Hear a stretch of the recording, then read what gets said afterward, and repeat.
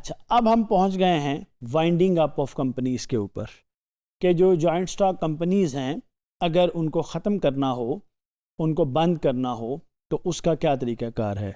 जैसे कि कंपनीज़ को बनाने के लिए आपको एक फॉर्मल प्रोसीजर फॉलो करना पड़ता है, ऐसे ही कंपनीज़ की वाइंडिंग अप के लिए भी कंपनीज़ एक्ट 2017 के मुताबिक आपको एक प्रोसीजर फॉलो करना पड़ता है। ये याद रखिए अजीज़ान मन कि जब आप कंपनी को वाइंड अप कर रहे होते हैं तो इसके कुछ इम्प्लिकेशंस, इसके कुछ कंसिक्वेंसेस होते हैं। मसलन आपको अपने डेट्स, जो कर्ज़े हैं वो सेटल करने होते हैं, आपको अपने एसेट्स लिक्विडेट करने होते हैं। यानी लिक्विडेशन का मतलब ये है कि जो एसेट्स हैं उनको बेच के पैसों में कन्वर्ट करना होता है। आप अपने आप को लीगली डिज़ोल्व करते हैं और दुनिया को इसके बारे में आगाह कर देते हैं। अच्छा, अब पाकिस्तान में कंपनीज़ की जो वाइंडिंग अप है उसके मुख्तलिफ़ काइंड्स हैं। पहली आपकी वॉलंटरी वाइंडिंग अप होती है, जिसके अंदर आम तौर पे कंपनी ख़ुद इसको इनिशिएट करती है, कोई एक्सटर्नल इसके अंदर इन्वॉल्व नहीं होता।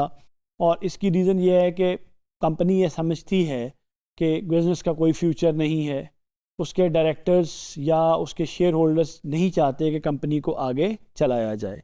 तो जो वॉलंटरी वाइंडिंग अप है उसके अंदर एक voluntary winding up by members होती है। अच्छा, अब जो मेंबर्स हैं उनकी वॉलंटरी वाइंडिंग अप के अंदर ये देखना पहले होता है कि कंपनी सॉल्वेंट है, यानी वो अपने डेट्स पे कर सकती है।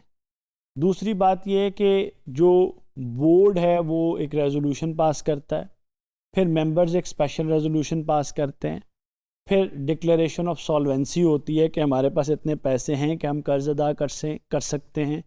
फिर हम लिक्विडेटर्स को अपॉइंट कर देते हैं, यानी जो लिक्विडेटर वो स्पेशल प्रोफेशनल्स होते हैं जिनका काम कंपनी के एसेट्स की वर्थ का जायज़ा लेकर और उनको कैश में कन्वर्ट करना होता है ताकि डेट्स पे ऑफ किए जा सकें।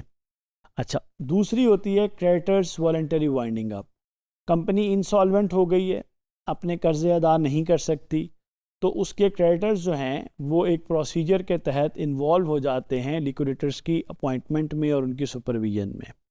अच्छा, एक होती है winding up by SECP under supervision. Securities and exchange commission है, वो कंपनी की पब्लिक इंटरेस्ट के अंदर वाइंडिंग अप जो है वो इनिशिएट करती है। यहाँ SECP ये समझती है कि कंपनी ने नॉन कंप्लाइंस किया है, उसने कानून को फॉलो नहीं किया है, या वो समझती है कि कंपनी किसी फ्रॉड में इन्वॉल्व हो गई है, उसने स्टेटमेंट्स में कोई फॉल्स चीज़ इस्तेमाल की है, इलीगल एक्टिविटीज़ की हैं, तो कंपनी जो है उसको वाइंड अप कर दिया जाता है। अच्छा, इसी तरह compulsory winding up by court होती है। ये कोई भी हाई कोर्ट जो है वो ऑर्डर दे के किसी कंपनी को बंद कर सकता है। उसकी रीज़न ये हो सकती है कंपनी इंसॉल्वेंट हो गई है, कंपनी जो है वो फेल हो गई है, अपना बिज़नेस 1 साल से ज़्यादा अरसे से उसने कोई एक्टिविटी नहीं की है।